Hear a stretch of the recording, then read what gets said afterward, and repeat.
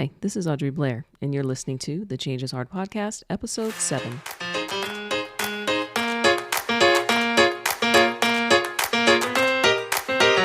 Hello, and thank you so much for being here.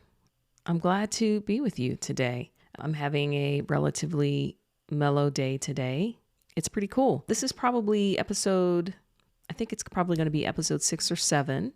And I haven't formally launched the podcast yet, but I did get a note from Spotify after podcast 4 or 5 that said, hey, congratulations, you've had 100 listens or 100 listeners to your podcast, which I'll take that W. As I said, I haven't officially launched, and it might be just a few friends and my clients that are listening to episodes over and over again, but that's okay. I'll take it. So the few of you that are here with me, thanks for being here, and I appreciate you. Today, I want to talk to you about giving your power away. What do you think that means? If I were to ask you, what does it mean to give your power away? What might you say? And when I address this with clients, it's usually a relatively new concept, and these are things that they are doing without even realizing it. So I want to give you a few. I know there are a lot more, but I have 6 things here that have come up and things that often come up when working with clients. 6 ways that you might be giving your power away without even realizing it. And this is more of just some food for thought to bring awareness and hopefully maybe help you shift some of these things that you might be doing. There are certainly more than 6. That is for sure. But here are the ones that often come up. All right. So number 1, waiting for permission to do something that is already under your purview or within your responsibility. I love it when sometimes clients come in and say that they're stuck or they're waiting to hear back from certain people, primarily their boss on things. And we get to the point where I ask questions and it ultimately comes out that they're waiting in vain. It's not even necessary because it is something that is within their responsibility. So they might be thinking about, getting that project going or developing a strategy or making a plan and executing on a plan that has already been set out. They're waiting, but what are you actually waiting for? If there's a bottleneck that's happening, think about, do you actually need to wait for someone to give you permission to move ahead? Now, this happens especially with new leaders because you're still learning the role, but it also occurs with leaders that have had years of experience and when perhaps they're leveling up in leadership. So now they're leading other leaders and they now have a new role and a lot more under their purview. The challenge here and the mindset issue that's happening is you're not fully transitioning into being the leader you need to be for that role, which means that you have to take that step of maybe now you're the one that's deciding go, no go. You're the one that's pushing ahead. You're the one that is informing versus waiting for permission. There's a difference. Of course, you have to consider the project and the culture and all of those other things, but many times there are things that you're waiting to do that you probably can just go do. A good question to ask and to see if this is happening is my boss the bottleneck or is it me? Is it just me being afraid to make a decision because I'm afraid of, right or wrong, or what is it that's keeping me from moving ahead? I was working with a client he was a GM of a small to medium-sized business. He didn't have a boss. He reported to the board of directors, and they set out some metrics and some things that they wanted to accomplish. But he was getting stuck on, well, how do they want me to do this? And he had some questions. And a part of my question back to him was, well, what is it that they hired you to do? Because now that you're the one that's boots on the ground, you understand all the things that's happening within the organization. Aren't they looking to you to develop and build the strategy and let them know how you can meet and hit these metrics? So stepping fully into the role that you have might be a thing that you need to do. And if you're not doing it, it might be a way that you're giving giving your power away, waiting for permission for things that are already under your purview. Now, the second thing is just the opposite. On the other side of that coin is waiting for permission to stop doing something that is no longer under your purview. Now, this happens typically when you are in a new role, but you continue to do the work that now belongs to someone else. So think about taking on a new role, and it's the same mindset, not fully transitioning into this new role and what you need to be for this new role, but also not fully transitioning out of old tasks and old responsibilities. This happens when, again, sometimes it's a matter of setting boundaries. I had one client who got a promotion, which was great, but what ended up happening is she couldn't fully transition into the new role. She essentially ended up with 2 full-time jobs. Now, this is a problem. You can't get a new job while still doing all the things of your old job. And I know sometimes we're being required now to do more with less, and there's certain things you can't let go of. But you can have a conversation and start setting some boundaries for some of these things. You can have a conversation around delegating and making sure that there are resources that you can delegate some of these old tasks to. Sometimes, as I talked about in the 4 levels of leadership, sometimes that delegation or not delegating comes down to not trusting others to do it or do it in the way that you would have done it. But it's the same thing, not stepping into the leader that is needed for that new role and waiting for someone else to tell you, okay, well, you can stop doing this now. What are some of those things that you might be doing that probably does belong to someone else? Because if you are the leader, if you've been promoted into this role, but you're still doing things from your old role, then why are you the leader? What are you doing? Have you developed a plan? Are you delegating? Are you shifting and moving? Have you had the conversation with, well, how long is this going to last? So there might be some things that you're still doing that you probably don't need to be doing, or there's meetings that you're attending that you don't really need to be attending because you're waiting for someone else to tell you that, oh, it's okay to drop this.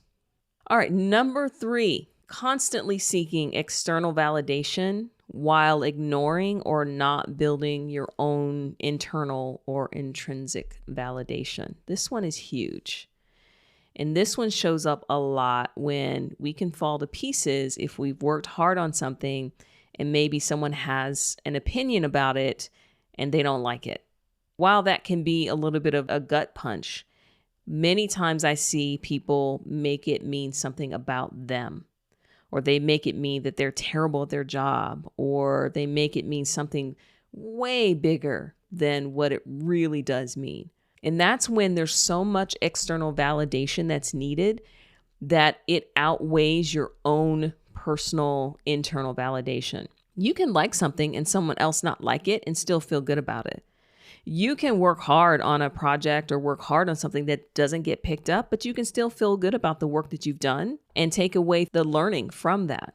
But when that external validation has a greater weight and means more to you than your own personal internal validation, that's probably an indication that you're giving some power away. And think about where that might be showing up for you.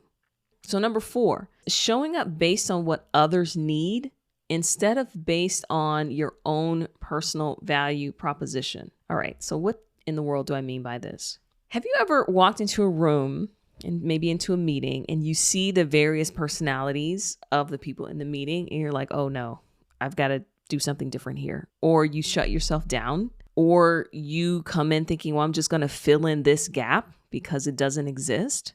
You base how you show up on other people. And that's you, again, giving some of that permission away. So you know, well, so-and-so is going to do a lot of talking. So-and-so is going to make the decision. Doesn't really matter what I say. So you stay quiet. When you know that your voice can add a different perspective or bring a new flavor, when you don't ask questions, you know you really want to ask because your brain is telling you, oh, that's a dumb question. Those are things that happen when we are so concerned about what else is going on. And we think that our value is not as important as other people that are in the room. So you might be devaluing what you bring. And that's they're giving away your power to help to make a decision or make a change to someone else. And this happens quite a bit. And there are ways that we can work around this and how to do that, especially when there are larger personalities in the room than yours. But there are ways around that. There are ways that you can still show up differently without making yourself be something different than who you are. Number 5, this is also a biggie. This one I work with clients on a lot. Not making space for yourself on your calendar. That's the first part. Not making space for yourself on your calendar. And then B is, even if you have space on your calendar for yourself, it's the first thing that gets moved. So there's this idea in leadership that is floating around that I always have to be available. I always need to be available.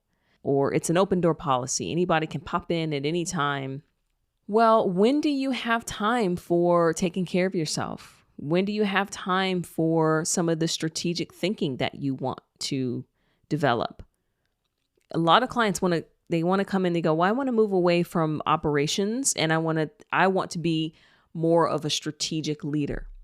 Well, a strategic leader needs a lot of time to think and analyze and find patterns and figure out what is going on.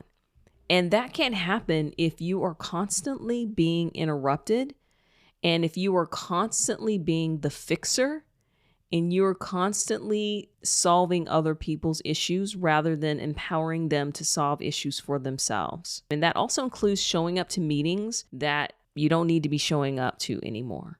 Maybe there are some recurring meetings or there are some things that you are involved in that others can take their time or you can hand that over. But when you're not making space to become the leader that you want to be and developing those skills, all of those things take time. Some ways that people will do it is they'll say, well, I'm going to start early. I'm going to work earlier, or I'm going to work late, or I'm going to work through my lunch to make up for a lot of this time. And I offer that is not necessarily or exactly building your resilience. It's actually burning you out even more. But how you treat your calendar, especially for the things that are for you, is that the first thing to go? That is definitely a way that you are giving some of your power away. Number 6, taking someone else's vision of your future over your vision for your future. Now, don't get me wrong. I love it when people offer a vision of me that I might have a hard time seeing for myself. It's great. It opens up my mind to possibilities and maybe allows me to see things in a bigger way. But at some point, I either need to make it my own or come up with what I really want. That's the same thing for you. When you are thinking about where you are now, is this the vision and the path that you want to be on? Or is it based on what someone else thought you should be doing? Now, sometimes people can be close. They see things, they see our skill, they see our talent, and they may offer something. But other people can't know you better than you know yourself. They can't know what it is you want for yourself more than you. Through their perspective, they might be able to give you a broader vision, and that's great. We want people in our lives that are going to help us and sponsor us and give us a vision. We want people that are going to help us to be seen and understood, and we want people in our lives that are going to help us to be creative. But here's the catch. Sometimes we reach a point where we are now doing things to not disappoint those people versus doing things that we really want to do. So we keep doing it even though we're out of alignment of what our vision is or what our values are. And sometimes you know something is off, but you're thinking about, well, I don't want to let that person down, especially if they have been a great cheerleader. Maybe when it's someone that you love and respect and you don't want to shut them down. While those people are very important and very valuable to us, you cannot live for what they want for you. It has to be what you want for you. I remember when I was working for an organization and my background is in IT and I've had various roles in IT. There were some shifts in the organization and I had moved away pretty significantly away from more of the traditional IT, hardware, software and coding things. And I was doing a lot more on digital transformation and behavioral shifts. And I was focusing a lot more on that. And there was a need that came up, and I was asked to take over an MSP, or managed service provider, part of our business. And the thing was, you're good at this. We know you're good at this. You've done it before. We really need you. We really need your skill set here. We really need you to step in. And that's fantastic. That idea of being needed and someone else telling you, we know you can do it because you're good at it, that's great. But as I said, I had already kind of shifted my thoughts and my ideas about my path, leadership path at that point, and it just wasn't something that I wanted to do. I don't honestly remember exactly what ended up happening, but I think for a while I said, I can do this, but only temporarily until you find something. And it was a really short period of time that I said that I would be willing to do that, because I wanted to continue learning and developing on the path that I was already on. And ultimately, I had to move on from that. I had to step away from what someone else thought I needed to do, because they were basing it on, sure, things I had done in the past, which is great, but I was on a different plan. And I loved that group. I loved the people that I was working with. I loved everything about it. It was fantastic. I also knew that I wasn't going to be happy in the long run doing that. And if I were to go that route, that path through leadership, it was not going to lead me to where I wanted to be. So I had to make some decisions about my own direction, and it was very difficult for sure. So when you're thinking about even roles that come up, I had another client who had a couple of different roles that were presented to her. And sure enough, there were two. Leadership wanted one, but she really wanted the other one. And we talked through how to have that conversation and how to talk about getting behind her own vision for herself and her own vision for her leadership, and not wanting to say no to disappoint. And most people, they don't know unless you tell them. So they're just offering really what you're showing them, and they can base it on what they know about you. But if there really is something else that's going on, you get to choose your own path. And you might get afraid because you don't want to lose their support. But at some point, if they are the people that are going to be important for you, you're going to get that support back. If they're going to shut you down because you're stepping more fully into the role that you want, then that's okay. That's you taking responsibility for you. So it's interesting, as you shift and as you start showing up differently, it is possible that you are going to shuffle some feathers. Some people might not like it, but you know what? Other people are going to celebrate it. Some might question it or challenge you. That's actually good. That's a good thing. It forces you to develop the skill of articulating your why and what's important for you. It forces you to kind of test your conviction and your resolve about things. Many times we can take others' questions and make it mean something is wrong, or we get defensive, when it's really just an opportunity for you to get more clear about what you want. I remember my husband and I have different philosophies about a lot of things, but different philosophies about college. And I'll just use this as an example. When we got married, I didn't finish my degree initially when I went to college. I moved away and I got a job and I started doing well in my career. When I got married, I told my husband that I wanted to go back to school and finish my degree because I wanted to do some other things. And he was so perplexed. He was like, but you're doing things that people who have the degree are waiting for. You're already beyond that. But that wasn't the point for me. It was a lot more about finishing something that I started. I never intended to not finish. There were just some more emotional things for me that I wanted to finish. And he just thinks that, school is a means to an end and you're already at the end. So why would you go back to fill that in? Again, totally different conversation. Of course, now he's got several degrees at this point. So, I'm looking at him going, what in the world are you talking about? But that was also part of his argument was, well, you're already doing well. I've got several and I'm trying to keep pace with what you're doing in your career. At that point, it forced me to really think about, is this something that I want for me, or am I going to let someone else's idea deter something that I want? Now, what he was saying made a lot of sense. It really did. There was nothing wrong. Neither of us, this is not an issue of right or wrong. He could have changed my mind and I could have said, you know what, you're right. This is exactly it. And why would I do that? Why would I pause or potentially put my career on hold for something like this? But those weren't the reasons why I wanted it. And when I was able to articulate more clearly, and when he was able to see that this was something that I really, really wanted beyond just a means to an end, then I was able to shift his perspective. I did not change his mind. And sometimes when we're doing things, we are not going to be able to change people's minds. But he also wanted to support me and support what I wanted to do. We still have a fundamental difference about it, and that's fine. But I needed to stand firm. The same thing when it came to me wanting to quit my job and start this business. We had many discussions about that and what that looked like and what success meant. And we have some differences in that as well. But if I were to base it on his thinking around things, I never would have done it. He's a very practical guy. The way he thinks about things is very differently than me. But it was something that I wanted and needed to do for me. And I know that it made him feel uncomfortable for a while, but I had to be okay with that.